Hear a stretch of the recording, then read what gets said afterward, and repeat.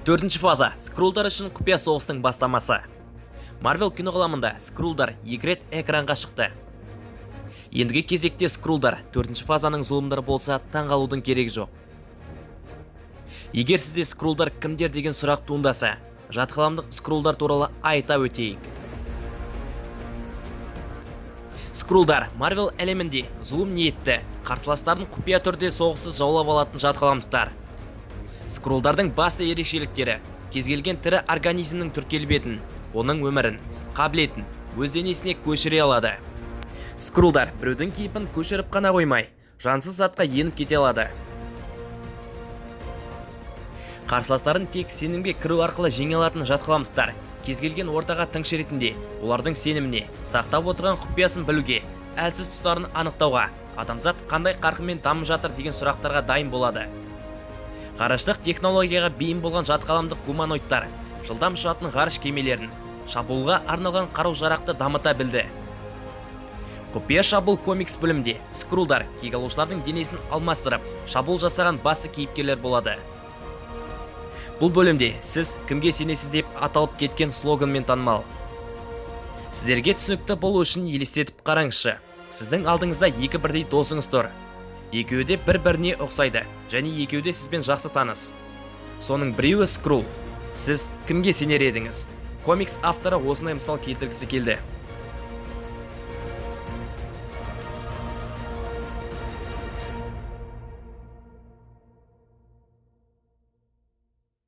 Скрулдардың өз алдына бір бөлек тұлғалары аз емес. Анелла, Кретинул, Веранке, Супер Скрул, Джазинда, Пит, Онил. Айта берсек, скрулдардың саны көп. Олардың әрбіреуінің қызметі бар.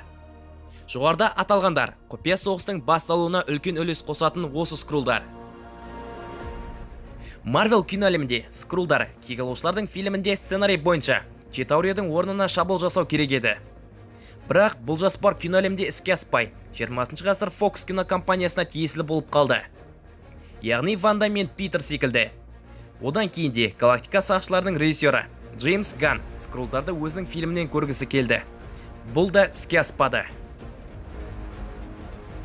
2019 жылы 3-ші фазада Кевин Фагидің жоспарына сәйкес Капитан Марвелдің фильмі көктемде жарық көрді. Ғарыштық өмірде Крee әскерімен бірге жүрген Керол скрулдардың қас жауы болып шығады. Крee әскері Керолды пайдаланып, скрулдарға қарсы қояды.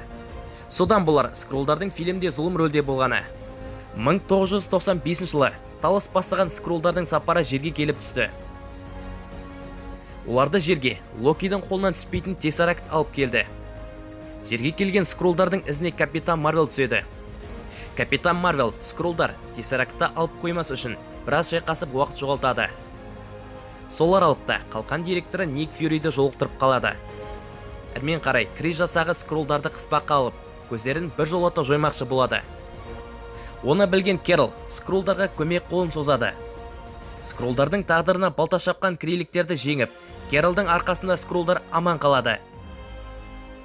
Талос ғарыш кемесіне тұрақтап, Капитан Марвелге отбасымен келесі кездескенше Керол деген көзқараспен қарады. 3-ші фазаның соңғы фильмі Өрмекші адам үйден жырақта картинасының бір бөлігіне кірді. Соңғы титр скрулдар мен Ник Фьюриді неге байланыстырады? Ник Фьюридің кейпіне енген Талос не үшін өрмекші адамды мистериямен таныстырды? Бәрі құпия сақталған. Ник пен Марияның кейпін жамылған Талос пен Сорен жерге қандай миссиямен келгені белгісіз болып отыр. Қандай жағдай болмасын, оларда Ник Фьюри жіберіп тұр. Ник Фьюри кек алушылардан бөлек құпия түрде скрулдарды пайдасына асырып жүрме? Әлде скрулдардың бір ойлағаны бар ма? Осы сұрақтың жауабын тауып көрейік. Таныстың әлемдік соғысы аяқталған соң, Фьюри скрулдармен жұмысын бастап кетті. Оған дейін скрулдар Ник Фьюридің жауабын күтті.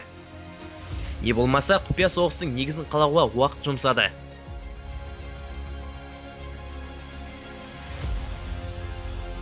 Өткен тақырыпта біз кек алушылардың арасында скрулдар бар деген теорияға тоқталдық. Сіз өткен видеоларды үзбей көрсеңіз, скрулдың кім екенін жақсы білесіз. Алдағы жылдары скрулдар фантастикалық төрттік Капитан Марвелдің сиквел фильмінен көреміз. 4-ші фазада сіз күтпеген түсініксіз оқиғалар күтіп тұр. Сондықтан түсінікті етіп көру үшін видеоны жіберіп алмаңыз. Скроллдар 4-ші және 5-ші фазада басты зондардың қатарында болады. Тек бәрі құпия түрде өтеді. Бұл менің таңдауым.